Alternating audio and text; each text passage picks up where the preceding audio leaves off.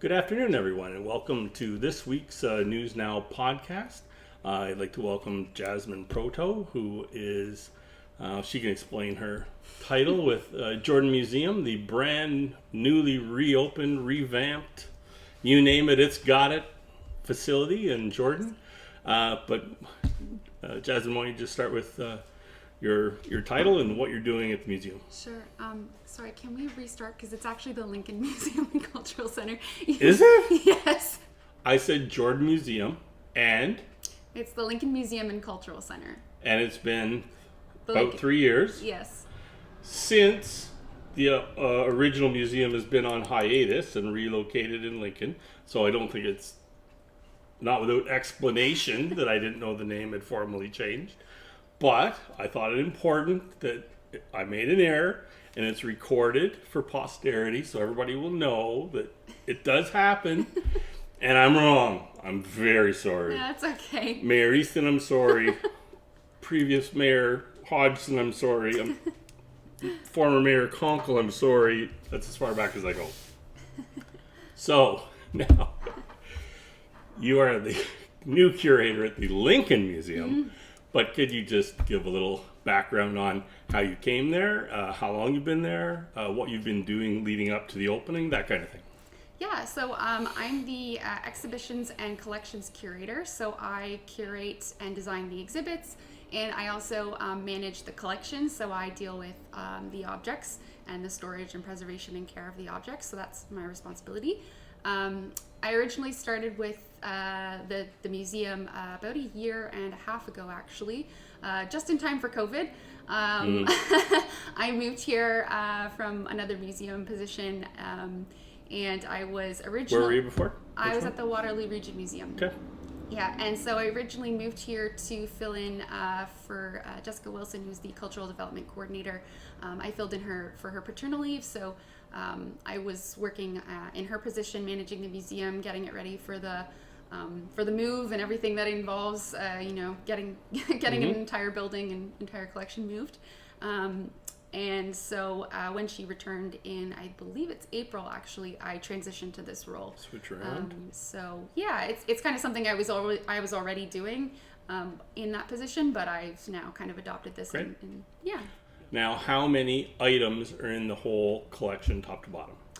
So there's about 14,000 objects in our collection, in our permanent collection. And that's everything from small items like the sampling that you brought, to clothing items, to tools, to who knows what. Yeah, we have large farming equipment. We have lots of textiles, coverlets, clothing, as you mentioned.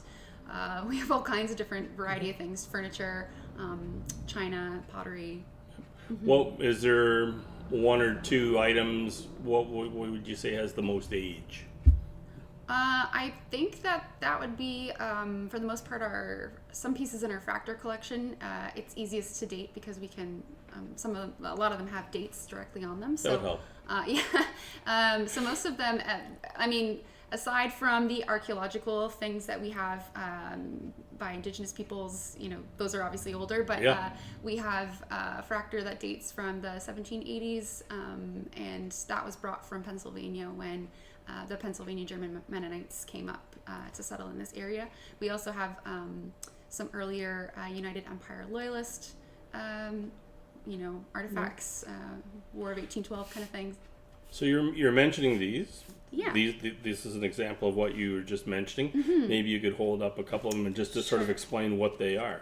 Yeah, so this is Fracta, and I've brought in some replicas because we create reproductions for the purposes of exhibiting the pieces in our collection. Fracta is a type of Pennsylvania German folk art. It's a beautiful folk art. It has lots of colors. You can sort of see there's bright colors, lots of motifs. Very detailed. Very detailed, yeah. It's a type of religious art that is supposed to venerate and pay respect to. Is it a poster? Is it something that would have been on a wall in a home? No, so this was, I'll kind of explain a little bit. The main purpose of this was to decorate religious texts, so Bibles, baptismal records, marriage certificates, and that kind of thing. However, as it became more popular, it was really kind of used. You'll find it in different So obviously we have the water. This is a watercolor. So you'll find it in paper form, but you can also find it on tombstones. You can find it painted on furniture.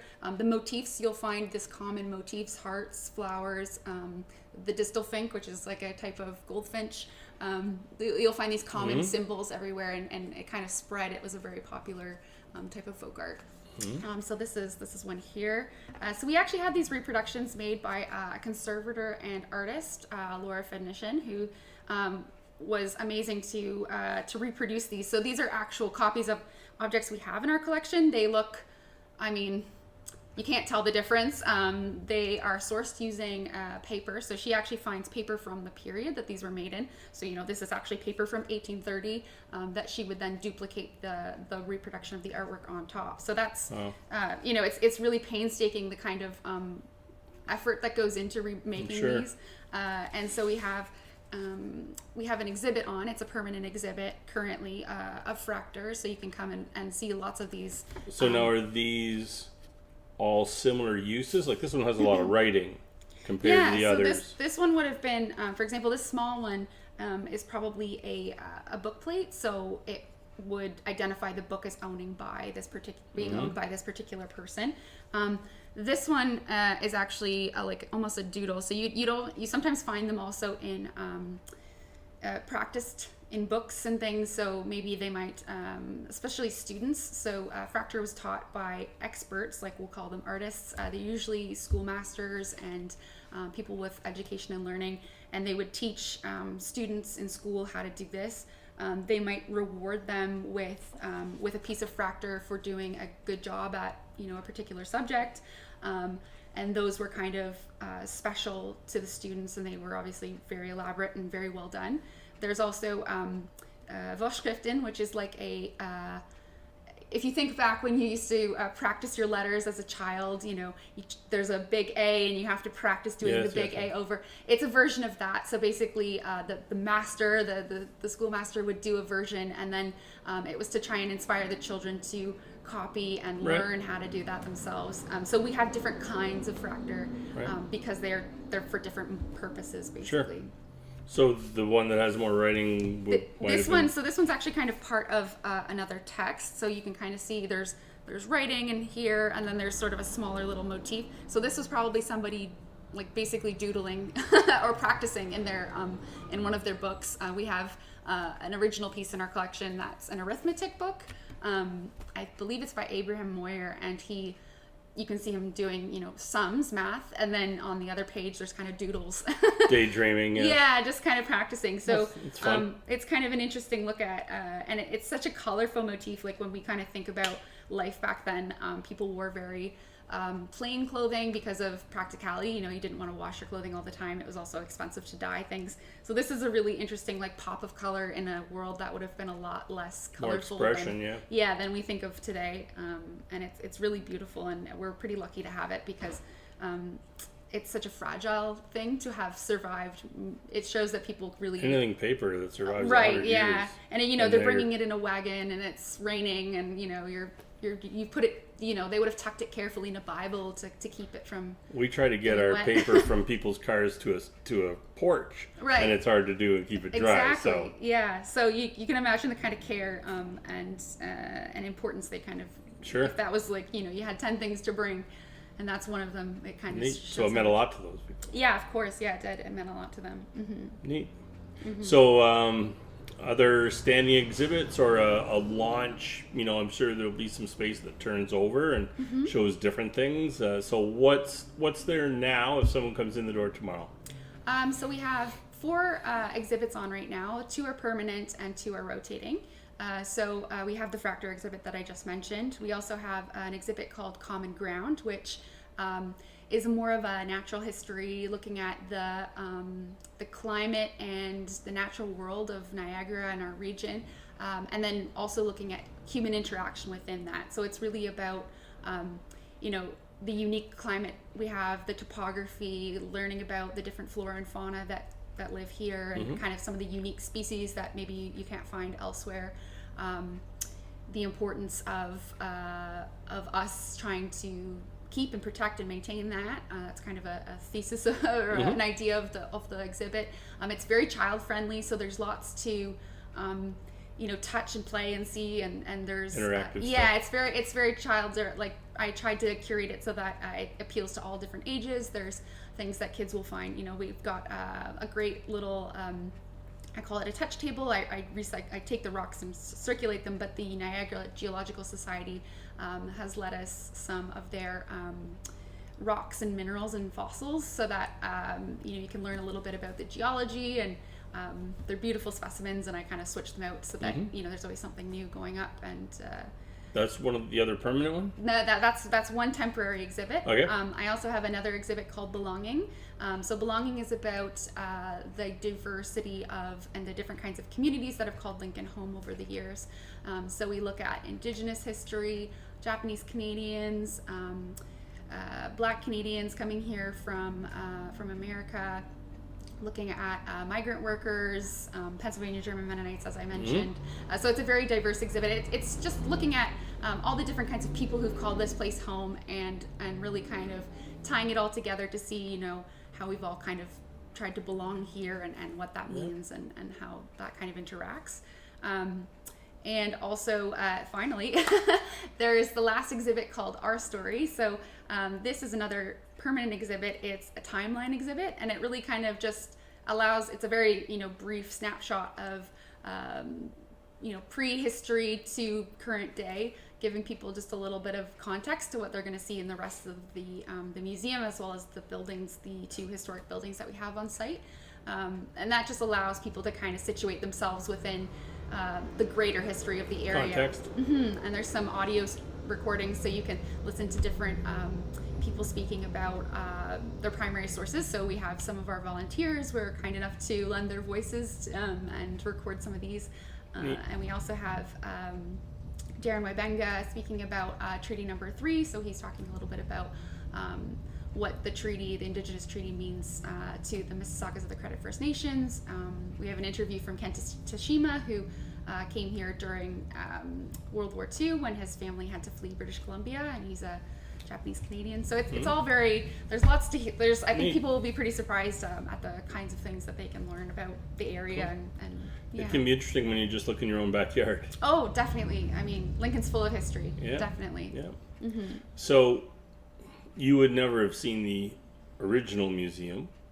No, I haven't, but I have seen lots of photos. Yes. Well, it was a small space. Yes. There was a lot shoehorned in there. I'm picturing it being like a cartoon opening into the new one, and just poof, all kinds of stuff everywhere. I know from seeing the photos, maybe if you just talk about the storage, because I know before it was an attic, like literally. Yeah. So now everything is like a real museum, right? Yes, it is a real museum. So actually a lot of thought and time and planning went into that storage, as you mentioned. So the storage is now in the basement of the museum. It's a rolling storage. So if you've ever been to a library where you've had to kind of roll the shelving to get to the books, and it's compact, it allows us to really fit a lot into a smaller space. And the storage, we have a lot of varied types of storage. So obviously there's shelves, what you think of as storage, but we also have things like a hanging wall for framed artwork. So it looks almost like a grate, and you hang the artworks, and that really kind of keeps things packed, but it's nice and fit, and it keeps everything safe. We've got rolled textile storage. So when you have like large coverlets or bedspreads, the safest way to actually store those is to roll them up. And there's these large purpose-built rods to hold everything in, so we can actually fit quite a lot of textiles layered. We've got some really big oversized storage. So for, like I mentioned, we have farming tools and equipment.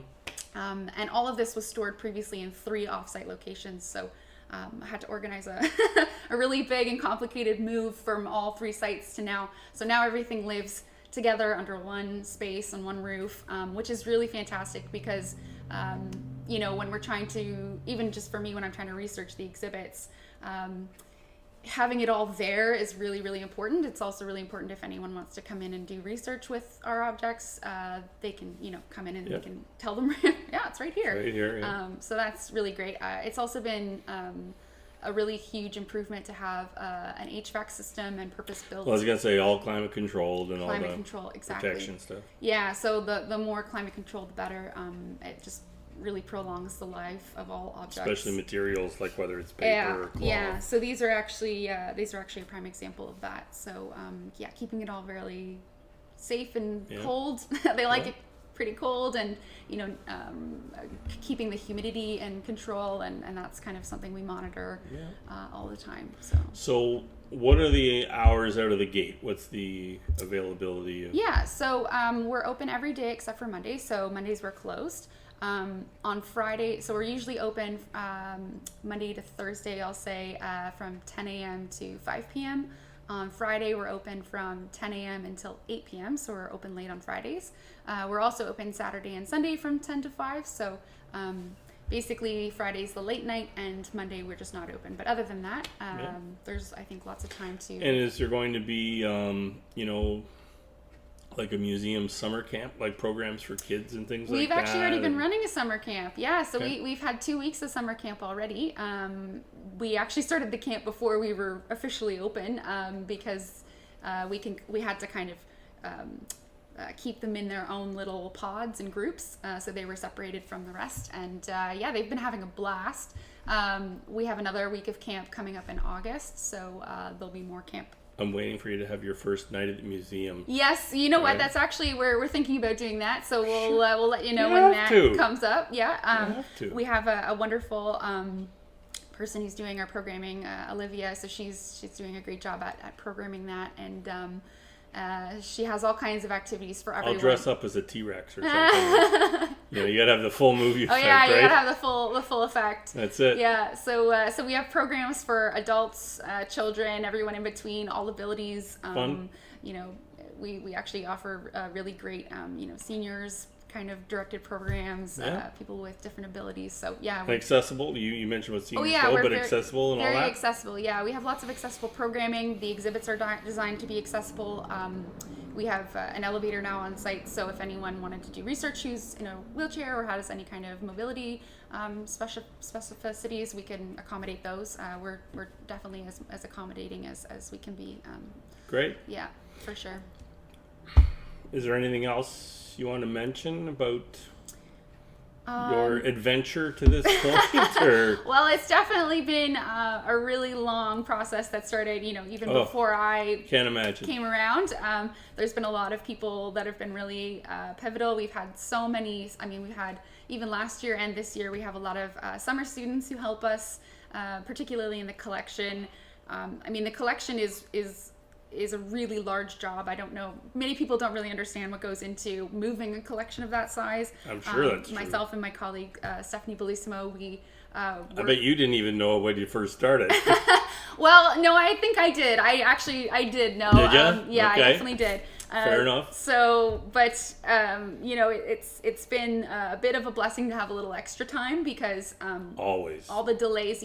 There's always things that crop up. Sure. But we've been working on really improving the quality of conservation. So people don't really know this, but we make custom mounts, basically things to support the objects. We make them by hand. We make them for all the objects that need support. Yeah. That's like years of work. We've been in the process of I'm actually my colleague Stephanie has been in the process of cataloging. We have a really large research library, a reference library, and people are welcome to come and use it. And so now we can offer that. We've been creating a digital digitization project for our collection, so people can now search our collection online. So it's not all available yet. We're working on it, but I think people will be really surprised at the kinds of quality of things that we have in our collection. Neat. Yeah. Well, the volunteer base that the museum down there has had as long as I've been in town in the mid-90s, going back to when they had the jewelry store and that on Main Street with so much effort, time, countless hours, hundreds of people. Yeah. They take their museum very seriously, and it's really nice to see it finally happen for them. For sure. It's been decades. It's definitely a community project. That's to say. Well, people talk about the hospital. Of course, the hospital is a much more larger scale, impactful everyone's life. But the museum has had a similar level, which is outstanding level of support for decades. And, it's really nice to see that come through for people that have just put in so much time and effort over so long. Right? Yeah. And it's beautiful. We've had a lot of those volunteers come in and say, I waited 30 years for this. Yeah. So I definitely know what you mean. Yeah. And there's a lot of people that waited more. Longer, yes. You know what I mean? Yeah. And they'll come in too. I can sure, guarantee they do. it. They But do. boy, it's just really nice to see it come together after a long time. Just a great facility. And yeah, it's outstanding for the people in Lincoln. Yeah, no, I think so. Great. I think they're really going to enjoy it. Great. Well, I appreciate you coming in. Thank you. And when you're ready to promote your first night at the museum, we can have you back in. Okay, Talk great. about all that fun and how Sure. we can create some fun. But if you ever need anything from us, give us a call. We'd be Perfect. glad to help you out Thanks so any way, much. shape, or form. And best of luck with everything at the Lincoln Museum. Thank you, everybody. Thank and you. Thanks for coming in, Jasmine. Thanks for having me. All right. Bye, everybody.